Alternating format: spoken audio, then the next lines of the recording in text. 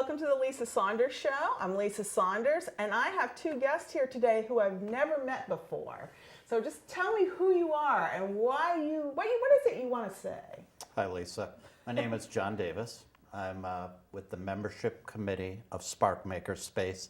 Spark is a community-based arts organization in New London on State Street at 225 State Street. And what we're interested in doing while we're here today is to introduce Spark to new and additional audiences. Because this is something people can become a member of or just visit and get a tour of? Anybody that's Both. People can do all of the above. Okay.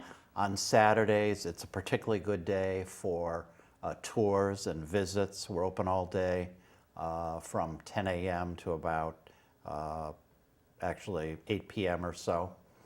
And we schedule visits and tours, and that's a really good time for people to just visit it or to consider more seriously, learn about it, and consider membership.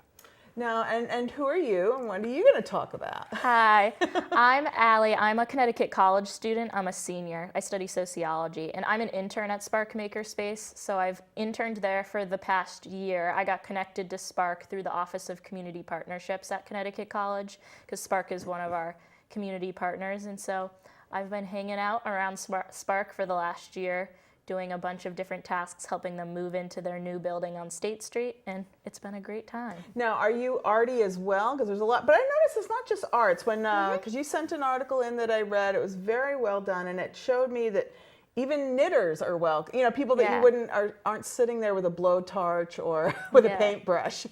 You welcome them too. Why don't you tell me some of the things that are available there? Yeah, the Makerspace has spaces for anyone to do any sorts of creative activity, from like professional artists to people who just like to hang around and like look at screen printing or stuff like that. Oh, so you don't have to just do something, like you can just come and look at other people's honestly work, so I don't have like a very specific creative practice that I do. I'm not like a woodworker or a knitter or anything like that, and I just like to be around the space to be around sort of the creative people working on their projects and to learn new things. So we have 10 different workstations. So there's co-working, so anyone can go there who's a member to do their work. And what do you provide for them? Like, why would you go there? yeah, mostly I like to work there because it's sort of an environment around other people. A lot of people who work from home like to be around people. Oh, that's true. I'm one of those. Yeah. Yes. So there's a nice room with desks, computers. Oh, computers. Yeah. So you have computer use there? There's one or two computers and a great view of State Street to do work, Wi-Fi, all the good stuff. Are you near a good coffee shop? Yeah, so we're right around the block from Washington Street. So Casey and I are always going over there to get coffee. But yeah, so I like to do work there. There's a bunch of other rooms as well. There's the electronics workshop for people who like to do sort of computer things, build robots. I don't really know what they do in there because it's... Are there materials in there for you to use if you don't have all your own? Yeah, there's so many different types of wires. I don't really know what they all do. But if you were to go down to every Thursday from 6 to 8, they have electronics night. So they introduce people to all the different materials they have there. They have a 3D printer. This was printed on the 3D printer down there. Show them that again. Put it in front of you. So what do you mean? How can you print something that's solid? Is that made out of wood? No, so it's made out of the 3D printing material. Like a plastic. Yeah, it's like a plastic. Okay. And what they do is they design it on the computer, and then the computer prints it out like in a physical form. It's a real, it's a like new on Jurassic Park? I think they did something with the beak or blower thing. You know, he was doing something like that, and suddenly he came out with a thing that looked like a bone. I don't know. It is a new technology, but it's a cool one. So people are always making little trinkets. Oh my gosh, There's that's a wood shop. People make bowls like this. How do you? Oh, so there's actually equipment to make bowls like this? There's a very large Yeah, so we have 10 different workstations, all of which are fully decked out with equipment and materials. So we have a full-size wood shop. It's like bigger than this room that we're in, with lots of different woodworking materials. Now, you're a nonprofit, right? Mm-hmm. Yes, yes. Spark was created about 4 years ago, and it was part of. I personally think it's part of a national movement to foster community creativity. I think certain governmental arts agencies felt that needed to be promoted more, which is people working together to create, and not just in the traditional forms, let's say like our wood shop, but also other things like electronics and jewelry and small metals. So what and is stained this? glass Like and what so on. kind of workshop was this done in? This was done, so this is a stained glass panel,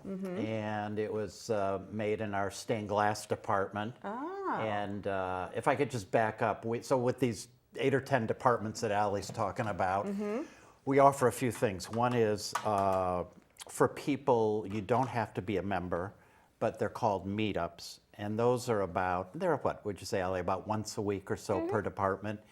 And those are regularly scheduled sessions where people have the chance, if they want to, the opportunity to meet up, to cross paths with each other, to work together, learn from each other, and so on. You don't have to be a Spark So member what to kind do of that. meetups do you have? Well, we have them in stained glass. We have them in printing, like So screen it's printing. not like people are sitting around expecting to get a huge project done, but they are getting together. No, like the to electronics learn? people that you was referring to, they like to work together a lot. And I think it's on Thursday night. Does that Yeah, sound right? the electronics night and the drawing nights have been going on for over a year very consistently every week. And drawing night, they get together. Usually someone stands and poses and they all draw together. So that's sort of like working on new techniques, just like flexing your artistic muscles. And electronics night, they print stuff like the little trinkets and stuff like that. So they may be working collaboratively on a long-term project, but anyone is welcome to drop in and see what they're doing and learn about the materials. So the drop-ins are one format where you don't need to be a member to participate. You can come in and be part of it, even though probably primarily it's members that do it. Then they have,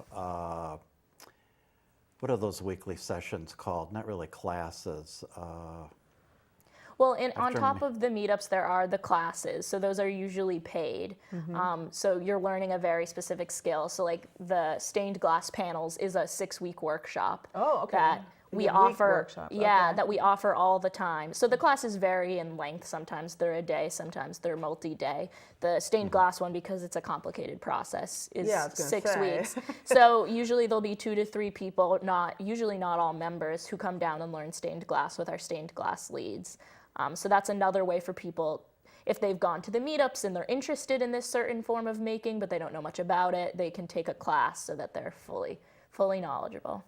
And then I'd say the third format of using Spark Makerspace or participating is to be a member and to have full access to not just one given department, like let's say woodworking, if that was my interest, but I actually have access as a member to all the departments. And I, after some orientation or serious tool training, if there's soldering or chop saws and so on. You can use a Oh, solder? it's unbelievable, yeah, in terms of the diversity Wow, of you can get tools and trained so in on.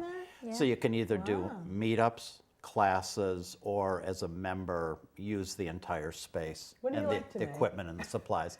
Well, thank you for asking. The thing I've been doing most recently is I buy old window frames, and there's a really good place on Route 1, just leaving, I won't name it, just leaving Mystic, where they sell all this old junk and equipment and houseware. And they have a great inventory of old wooden frames, and glass is there, glass is missing, and so on. So I love to take that and that whole thing about repurposing.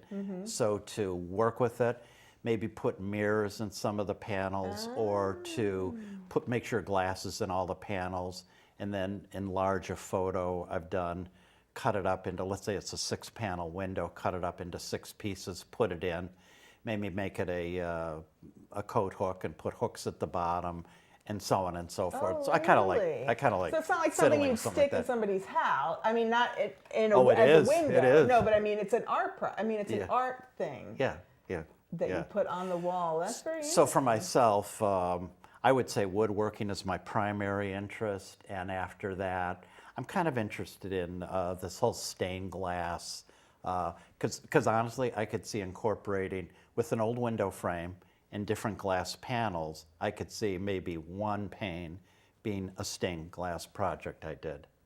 So it kind of, these things grow and grow out. Another department we haven't mentioned is, they call it fiber arts. And I notice we don't have an item from that, but it is people that are, if you will, specialists or longtime lovers of knitting, weaving, sewing, fabric making, all that kind of activity. And they have a very active activity department, and they turn out a lot of items. They hold a lot of classes. That's very well subscribed. So what else do you like to do? I mean, how many hours a week are you there then? Well, that kind of gives me a chance to talk about membership. Membership can be, there's sort of three categories, I would say. One is there's regular membership, and that's pretty modest cost. Then there is a working member. So that's somebody who's become a member, somewhat proven themselves in terms of just reliability and understand the equipment and so on. If you've been around for a while and a regular member, you can become a working member, which is a pretty deep discount. It takes off about half of your monthly fee or membership fee. And then the third category would be, with the grace of some local foundations and so on, we've been able to get some scholarship money to increase diversity in different dimensions, and to make it accessible for, let's say there was a college student that didn't have the money to be a member, or maybe perhaps even a working member. So we have that category. So those are three categories Now, that do you people have come people in there and that access. actually make their living from whatever it is they make? Yes or- and no. I would say Spark is used, and I'd be interested in your opinion about this, Allie. I would say Spark is primarily used by people that want to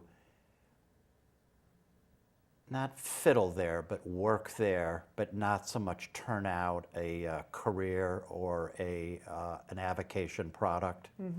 There's some exceptions, but I'd say most of it's just artists that enjoy working there. One time when they asked me about why I had joined, I sort of wryly said, for good surface area, because good surface area is so precious. So that means you have a lot of working space. Oh, there's right? counters everywhere. Oh, And- counters. yeah. Cooks love counters. Yeah, good surface area. But there is one person, we have a member, Mike, who is an engineer sorts, sort of a CAD/CAM specialist, if you will. And this is very interesting. His passion is the whole 3D, and I should say it stands for three-dimensional printing. So not just up and down and sideways, but also the third dimension, if you will, up and down. So he's a computer and a software person who's absolutely fascinated with the potential and the abilities of three-dimensional printing. So he is continually making these things, but also programming software to tell the printer what to make. So that's sort of a long-winded way to say his really vocational project, he's taken a sabbatical this coming year, and he's going to devote himself full-time to this project he's been working on for quite some while. So what that is to develop software that could be used universally, if you will, by people that they don't have to just be in New London or Connecticut. They can be in other states or really other countries, if you will. And they can make their designs using his software. It could be for really anything imaginable. You know, some people, car parts now are the world of using 3D printers to manufacture car parts is actually, I don't know if you knew that, but it exists now. So his software is to receive, allow people to create, and for him to receive their, excuse me, projects, and for them to, not everybody to need to own a 3D printer or support Right, it. because so this is what those donations pay for, or memberships, is buying this equipment, some of this equipment? Like, how did you get all this equipment?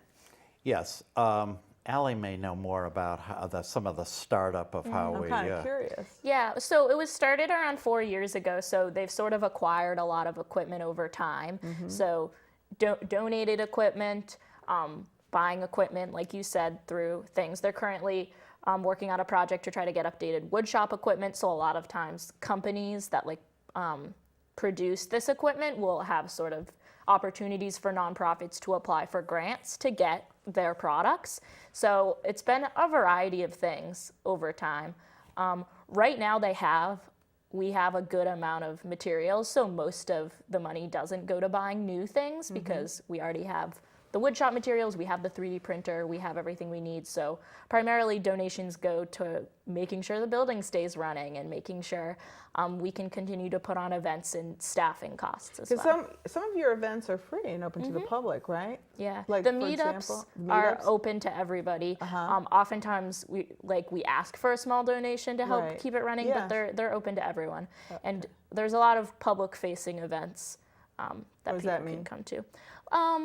So there was, like, for example, over Halloween, there was a goth prom fundraiser at the Social, so it was a Halloween party. Over the summer, there was the summer melt at the Hygienic Art. So those are events that are, all events are open to the public. They're all, like, anyone can come if you sign up. But those are events that are sort of much more out in the community to try to sort of spread the ethos of creativity and making even beyond our doors. Now, I don't make anything, and I don't really want to, but I like to. No, but I like to write, and I like to see Well, that's what what other. you think now, Lisa. I know. Watch, and I'm gonna make something like this glass thing. Yeah.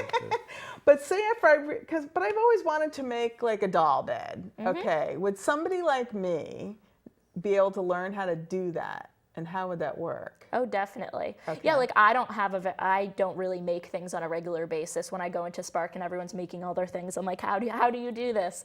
But one great thing about Spark is that sort of the benefits of the creativity really expand past just the people who are like really hardcore artists. So I have been able to sort of pick up new skills and learn new things. If you wanted to learn how to make a doll bed, you could go to the Open Sew. They could show you how to sew the little blankets and all that stuff. Or you could go to the wood shop and they would show you how to make the thing. Now, so I would take a class or become a member, or how would if I had this, because now that I'm a grandmother, I want to make stuff for my grandkids. So I would start by going to a meetup. Okay. So probably the Open Sew meetup, just to learn. So a lot of the education we do is public member to member. So we have a lot of really talented people who are able to show you unique things. So Yeah, I don't to teach. They like to teach. Share. I don't think we'll have a doll bed specific class in the near future. Maybe if there's enough, need, but that doesn't mean that you can't make that, because you can show up at the meetup, say this is a project I'm interested in doing. Who around here can help me? And there'll be so someone. they might say, okay, here's a pattern or whatever you call it for making. Speaking of beds, Allie, I wasn't around. I joined a year ago, but the wood shop manager showed me some pictures. Somebody a member about 2 years ago, made a beautiful full-size, it was probably queen bed. Oh, you're out kidding. Yeah. Oh, Do you remember real? that one? And it was made out of, I forget what kind of wood, but it was just a beautiful, like mahogany or something. And he crafted it entirely there in the wood shop with some coaching by the woodshop manager. We call them leads. And I've been shown a whole bunch of pictures of it. It was quite successful. Wow. Now, who does the teaching? And say you're somebody listening to the show and you say, gee, I could teach that. Can people give classes and actually get paid, or how does this work? Yes. Most of the teaching comes from within and is done by members that are probably most skilled at whether it be woodworking or stained glass making or drawing and arts and prints. But the organization is open, and sometimes that happens, to having non-members come in to teach different skills or unusual classes that perhaps the skill doesn't exist within the organization. For example, I was at a Spark open house about 6 months ago, I think it was last summer or so, and there was a guy there who dropped by to visit to see what Spark was about, but he also wanted to share who he was, and I think he was new to the area, and he started doing this folding of paper, and it was kind of this origami activity. I've never seen anything like it in my life. And he's like a specialist in paper folding or paper folded art. Maybe that's what origami is. And I think he, after that, caught everybody's attention and came in and did a class in it. Oh, okay. Yeah. Now, are there writers there, or is this more? Oh, there are writers there. Yeah, there was for a while a writers meetup. The person who was leading that, like, there was some scheduling stuff, so that doesn't happen at the moment. But in the past, there's been bi-weekly writing meetups. Oh, that's good to know. And things like that. Yeah. So somebody could restart it if there isn't one at the moment. Yes. I mean, most of the programming is very driven by members, by who is there and what they want to do. So even though we don't have a writers meetup at the moment, hopefully one will exist again in the future, because that co-working space is a great space to get together and collaborate, to share writing tips, writing techniques, all of that stuff. And it's a really great creative environment. So is it fun? I mean, just yeah. So it's fun there. And are people nice to each other? I mean, I never would have had the opportunity to meet any of the Spark people had I not come down off the hill off campus to meet them. And it's been a great experience, because everyone is very creative, very interested in trying new things and in showing you what they're doing. Sharing it. And So sharing. it's a collaborative type of atmosphere. Yeah, I would say Spark is really good at being more than just a makerspace, at being really, truly a community space where people with a wide variety of interests, a wide variety of levels of skill are together in the same space trying new things. And I really think it does have a benefit beyond those who use the space every day or every week, because we sort of all benefit when our neighbors are able to work on their own creative projects to sort of use their skills and to sort of make the city a more interesting place. So Where do you park? Because I don't really know where your Behind. building is. there's a parking lot. There's a parking It's lot. not a large one, but I park my car every day behind it. Okay. I tend to, so some people use the parking space. There's dedicated parking lot in the back of the Manwaring building at 225 State Street, specifically for Spark. But I've always preferred to just park on State Street, and I usually have very good luck. It's also in a very walkable place. So if you're somewhere else in downtown New London, you can walk there, you can bike there, you can take the bus. So it's right downtown, minutes from the train station. Minutes from the train station. Yeah. Okay. We're probably about 4 blocks up from the train station, and probably, about a block down from the Gard Art Theater. Yeah, So really we're in right the heart on of that. downtown. It's a nice avenue of Well, show me activities the going on. T-shirts you brought. Well, we brought these because what this demonstrates is what can be done with silk screen printmaking, if you will. Is this what this thing is? Yeah, This- and let's see if I can explain it. I was thinking earlier today if I was able to explain it. So Yeah, go so ahead. I've done a tiny bit of screen printing, but it's a very cool way to like make shirts, make bags, make anything. So you sort of make your screen. So this is the Spark screen that you can put the Spark logo onto things, and you use ink and basically press ink through it. It's a more complicated process, but it comes out like that, where you can. So it's like a T-shirt making sort of So thing. you can make anything? How do you know how to draw something? You know what I mean? Like, Yeah. do you have to know how to draw something? A lot of times people will help you make your screen. So if you take the screen printing class or go to the screen printing makeup, the screen printing leads help you make the screen like this. But yeah, like you can put it on anything. You can make any design. It's a really flexible way to sort of I wonder if pictures can go distribute like your art. photos. Is that? I don't Yes. know. You can put a photo on? So this used to also be called silk screening. Now it might be, have some different names. But I was thinking about it today. Where it comes from is this is almost like a piece of silk fabric, and they use a photographic process to transfer the image. So there's actually a dark room and a bit of a developing process, but not traditional photo developing, and it transfers the image onto this, if you will, silk screen. And what happens is the image is blocked from covering the silk. But this blue area, which is not the image, it's been blocked. All the pores have been blocked, so ink can't get through. So you might call this the negative or the reverse image. So when ink is applied to this, this is put on a t-shirt, and let's say ink is run over it. The ink only goes through to create the logo image, and the ink can't get through on the rest. Now, I thought you were into stained glass and woodworking. You know about screen? That's what happens when you're around so many creative people. Do you make stuff all day long? No, no, just periodically.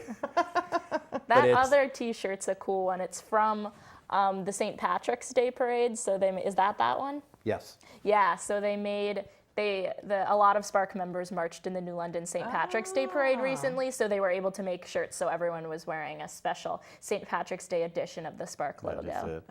Yeah, Nice. and screen printing has been a station that's allowed for a lot of community collaboration as well. Recently, they were making T-shirts for Fresh New London, which is an organization that does food insecurity programming in New London. So it's a great way to get people's logos out there. So it's a great avenue for community partnerships. So do you have, I don't know, art openings there or exhibits or where we can all admire stuff and get something to eat while we're looking at it? No, I would say it's not, at least at this time, I would say no, one of its primary goals is not to be a gallery. Okay. I think on State Street and some of the other main streets and Bank Street in New London, there are specifically some art galleries. Like one that comes to mind for me is the Marquee Art Gallery. Right. Where some of our more serious artists might actually have some of their work there or be represented by them. But I would say no, Spark is more about making the items and learning and creating and producing things, and not, if you will, Showing it off and showing selling it off in a gallery. Well, we only have or a gift minute shop. left. Is there anything you wish I had said? Or just, do you want to welcome the world to come join you or visit you? Well, I would say my main message would be, please consider joining us. Our website is a really good place, sparkmakerspace.org. It's a really good way to learn more about the organization. We have approximately every other month an open house, where on Saturday afternoons, really everyone and anyone is welcome. Oh, that sounds good. And certainly you can come by any other time for a tour, call ahead, email ahead. All right, well, thank you so much Yeah, for coming yeah, on my nice show. to meet you, Glad Lisa. to Thank have you. Thank you for having us. You're welcome. Well, thank you so much for joining us on the Lisa Saunders Show, and I'll see you next week.